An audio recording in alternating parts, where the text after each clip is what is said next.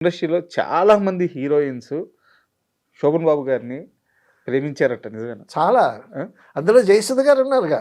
ఆ, ఆ, ఆవిడ పబ్లిక్గా చెప్పింది కదా, ఆ. శోభన్ బాబు క్రష్, మా క్రష్ అది ఇది అని. అదే ప్రేమించడం అంటే క్రష్ అనే. అదే ఆ, చాలా మందికి ఆయన అంటే ఇష్టం, అభిమానం.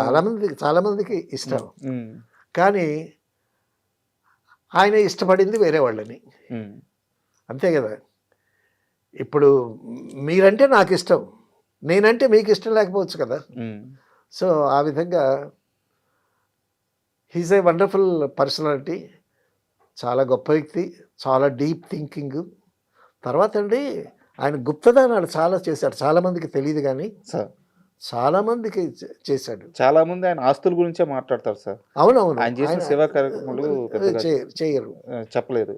ఇక్కడ ఒక విషయం ప్రేమ కుమార్ అనే అసిస్టెంట్ డైరెక్టర్ అవును, ఇందాక చెప్పానే, ఉమ్, అతను కూడా శోభన్ బాబు గారి సినిమాలు పనిచేశాడు. సార్ శోభన్ బాబు గారు సినిమాలు పనిచేస్తూ ఒకసారి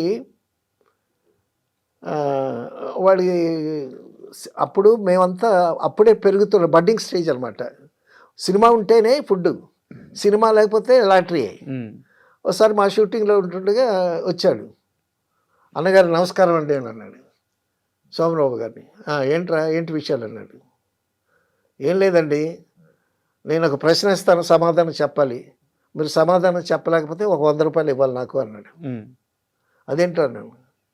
అవునండి, ఫుడ్కి డబ్బులు లేవు, ఒక 100 రూపాయలు కావాలి, మీరు ప్రశ్నకి సమాధానం